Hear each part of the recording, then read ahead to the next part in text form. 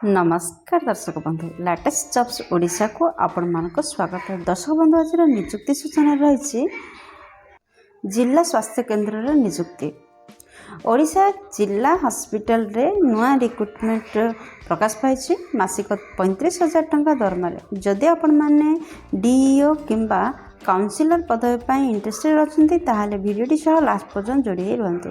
दर्शक बंधु नयागढ़ एवं रायगड़ा दुईटी जिलापाई आपणकर हॉस्पिटल रे रिक्रुटमेंट रही एथिपाई कौन से एग्जाम रा व्यवस्था नहीं आपण माने इंटरव्यू द्वारा सिलेक्शन हो पारे।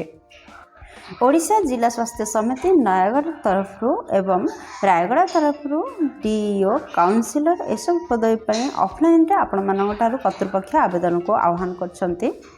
जदि आपण माने इंटरेस्टेड अच्छा ताहले आसंतु जानिबा एथिपाई शिक्षागत योग्यता कौन रही आपणकर बयस सीमा कौन रही सिलेबस डिटेल्स कौन रही वैकेंसी डिटेल्स कौन रही टोटाल पोस्ट केते रही एप्लिकेशन फी अच्छी कि नहीं आपणकर प्लेस ऑफ पोस्टिंग केउठी रहइबो इंपोर्टेंट डॉक्यूमेंट कौन कौन आवश्यक हबो इंपोर्टेंट डेट कौन कौन रही दर्शक बंधु ए सबुर डिटेल्स आलोचना करिबा वीडियो रे।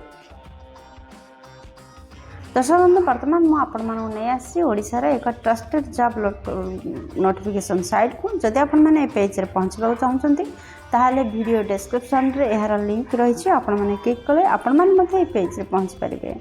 District hospital new recruitment 2025 details रही ऑर्गेनाइजेशन नेम हूँ जिला स्वास्थ्य समिति नयागढ़ एवं रायगड़ा जिला तरफ स्वास्थ्य समिति आपण आवेदन को आह्वान करा ऑर्गेनाइजेशन नेम तो जानले बर्तमान देखो टाइप ऑफ जॉब रोचे आपंकर चुक्तिभित्तिक निजुक्ति कैटेगोरी विषय जदि कहवा ओडिशा गवर्नमेंट जॉब अटे क्यों क्यों पोस्ट में विज्ञप्ति प्रकाश पाई देखु आपंकर accountant come do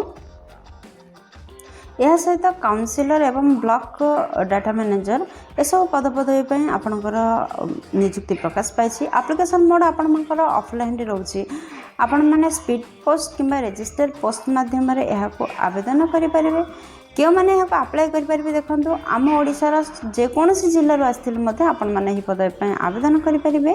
place of posting आपणकर निजुक्तिर स्थान ओडिशा रहिबो। इंटरव्यू डेट आपणकर 29 जुलाई 2025 रोचे। जेंडर विषय जदि आम कहवा उभय पुरुष प्रार्थी और महिला प्रार्थी पदवी आवेदन करेंगे। District hospital DEO recruitment 2025 eligibility criteria प्रथम देखा शिक्षागत योग्यता। दर्शक बंधु आपण मैंने जब अकाउंटेंट कम डीईओ पदवी आवेदन करने चाहते आपण मैंने ग्रेजुएशन सहित पीजीडीसीए डीसीए किंबा ओएससीआईटी कोर्स माने कंप्यूटर कोर्स टे करथिले आपण मैंने पदवी आवेदन करेंगे।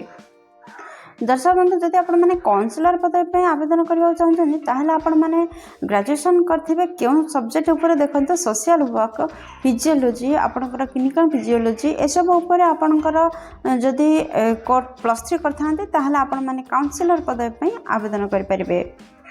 दर्शक बंधु ए पेज रू जानतु कि एथिपाई कौन बयस सीमार आवश्यकता रही नोटिफिकेशन अनुसार आपणकर सर्वनिम्न बयस 21 वर्ष एवं सर्वाधिक बयस 40 वर्ष रही। जदि आपण मैंने साधारण केस आसते ताहले 21 वर्ष रु 40 वर्ष मध्य आपणकर बयस थिले आपण मैंने पदवी आवेदन करेंगे। यह व्यतीत सरकारी नियम अनुसार ओबीसी कैंडिडेट 3 वर्ष एवं एसटी एससी पीडब्ल्यूडी कैंडिडेट मानक एवं एक्स सर्विस मानक अतिरिक्त 5 वर्ष बयसर व्यवस्था करा जायछि। दर्शक बंधु हम जब दरमा विषय कहवा ताहले मासिक 20,000 रु 35,000 टंका मध्य आपणकर मासिक दरमा रहिबो। जदि आपण माने इंटरेस्टेड अछंती ताहले निहाती आवेदन करि परिबे।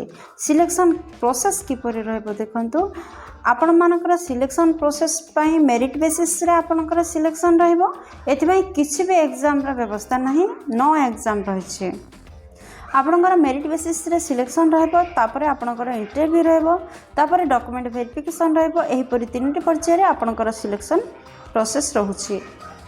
दर्शक बंधु एथिबई एप्लिकेशन फी कौन रही देखंतु जदि आपण माने जनरल कैंडिडेट होइथिबे ताले फ्री रही ईडब्ल्यूएस पई मध्ये फ्री रही ओबीसी कैंडिडेट होइथिले मध्ये फ्री रही फिजिकल हैंडिकैप्टेड रहिथिले फ्री रही। दर्शक बंधु आपण ST SC PWD transgender women आपण जेकोसी केस आसथिले मध्ये समस्त देयमुक्त आवेदन करेंगे माने फ्री रे आवेदन करेंगे। दर्शक बंधु आपन देखते डिस्ट्रिक्ट हॉस्पिटल डीईओ रिक्रुटमेंट 2025 रो इंपोर्टेंट डॉक्यूमेंट कौन दरकार। दर्शक बंधु आपन मान तो जानिछंती एथिपाई ऑनलाइन व्यतीत ऑफलाइन रे आपन माने आवेदन करि परिबे।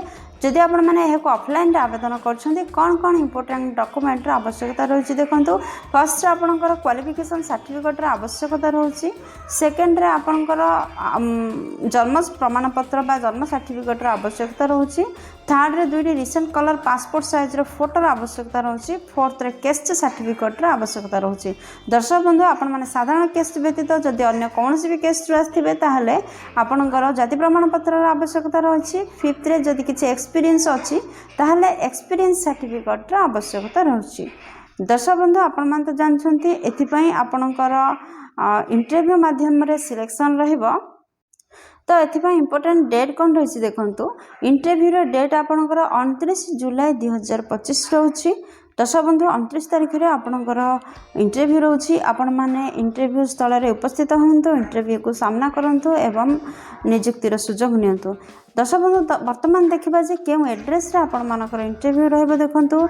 एड्रेस टी होछि DTO office of the chief district medical and public health office Nayagarh.